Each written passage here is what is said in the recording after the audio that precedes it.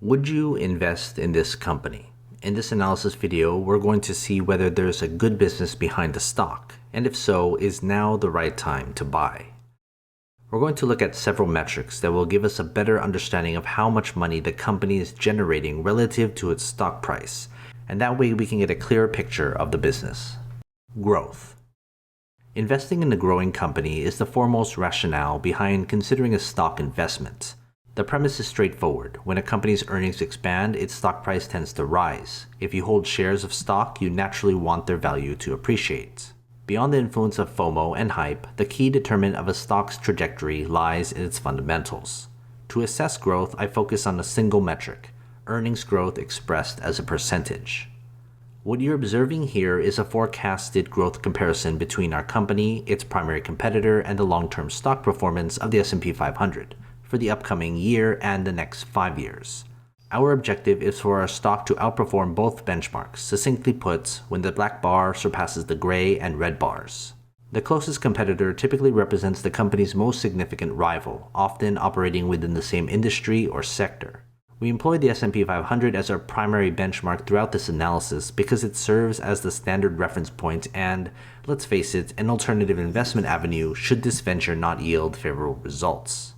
Hence, if our company fails to outpace the benchmark in terms of growth, as well as other crucial metrics, it would be wiser to consider investing in an S&P 500 index ETF, or even exploring alternatives within the competitive landscape.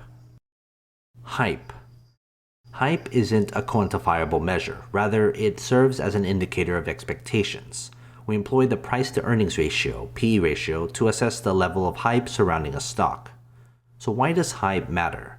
When an excessive number of investors express interest in our stock, they may rush to buy it, causing its price to surge. Consequently, the stock becomes more expensive relative to its earnings. These investors are either anticipating positive developments or merely following the crowd.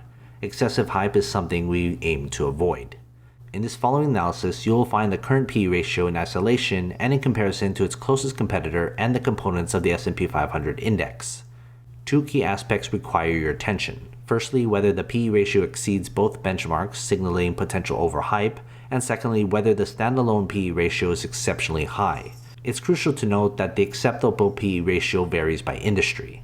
Lastly, if there's no PE ratio available, which is often the case for unprofitable companies, this signifies that investors are significantly overhyping a stock that isn't generating profits. Efficiency. Now let's examine the company's operating efficiency. To gauge this, we analyze its return on assets, expressed as a percentage. ROA measures the extent to which our company can generate profits from its assets. For most businesses, ROA provides sufficient insight into their operational efficiency. However, in the case of bank stocks, we pivot to using return on equity. Regardless of the metric, our objective remains the same: achieving a favorable return. Displayed below are the current returns for our company, its competitor, and the S&P 500. Once again, our focus should be on the return figures themselves and how they compare to the other two benchmarks. This comparison will reveal whether our company effectively leverages its revenue-generated mechanisms. To simplify matters, let's ensure that the black bar surpasses both the gray and red bars in height. Book value. Next, let's examine our company's price-to-book ratio.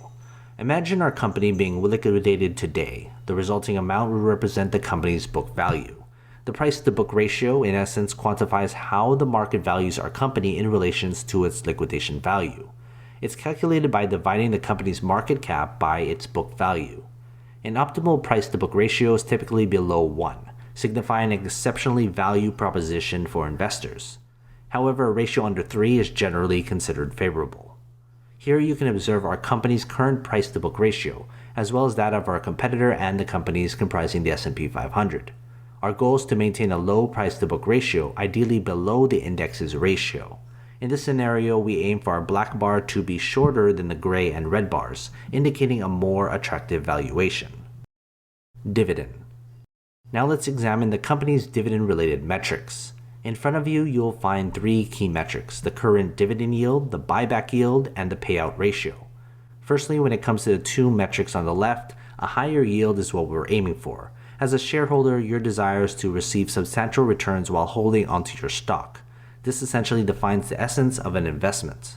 The buyback yield comes into play when the company repurchases its own shares. As a shareholder, this effectively means that you're increasing your stake in the company, and ideally, you'd want to maximize your ownership. Now, turning our attention to the right side, we have the payout ratio. Essentially, this represents the proportion of the company's earnings that are directed towards rewarding you as a shareholder. While dividends are certainly appealing, we don't want the entirety of the company's earnings to be funneled to shareholders. Reinvesting a portion of those earnings back into business can be instrumental in fueling further growth. Therefore, we need to strike a delicate balance. In terms of the payout ratio, we aim to keep it from becoming excessively high. The ideal mix involves a generous dividend and buyout yield, coupled with a modest percentage of the company's earnings being distributed to shareholders. Before we continue, consider joining my Patreon. It helps support this channel, but more importantly, you'll get access to every company I've analyzed so you can quickly compare between them. It's updated all the time. Head to patreon.com/GrowthShares or click on the link in the description. Business. By now, you should have a clear sense of whether our business is performing well or poorly. If we were to consider buying this as a private company, we could confidently make a decision solely based on the company's business. To assess whether this is indeed a strong business, it would need to at least outperform the S&P 500.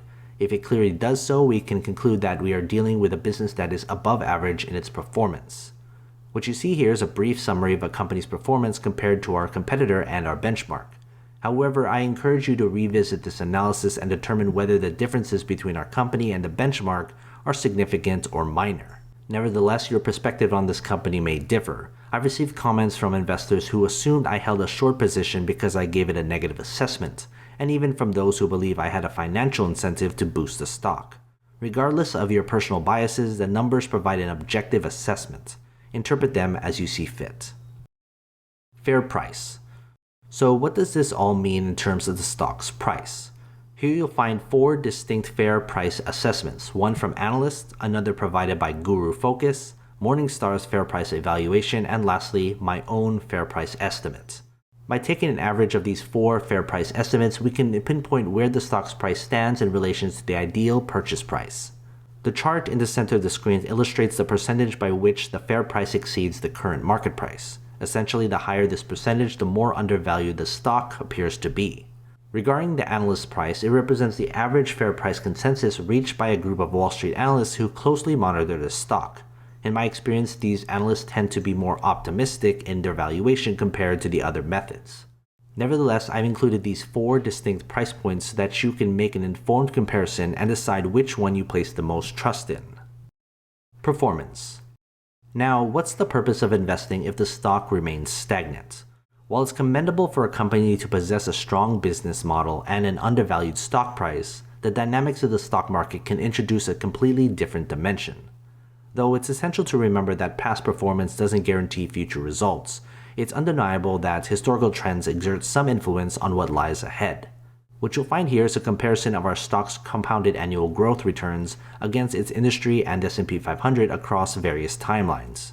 This provides an alternative perspective. If your primary concern revolves around the stock's historical performance and what you can reasonably anticipate in the future, you'll find your answer here. I'm presenting this information separately from my analysis, but I want to share it since some of you may have a keener interest in stock returns rather than delving into the company's fundamentals and its stock price. Final thoughts. In the past, I used to wrap up these videos by assigning a final grade, but that approach confines us to overly simplistic conclusions. From this analysis video, you can extract 3 key takeaways. 1. Examine the numbers to gauge the nature of the business backing the company. 2. Absorb the insights and opinions, both from me and others, regarding the fair price.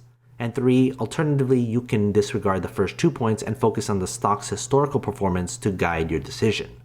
This approach empowers you to make a more informed investment choice aligned with your preference and strategy. So remember to check out my Patreon. Your support is always appreciated. Invest wisely, and as always, take care of your money.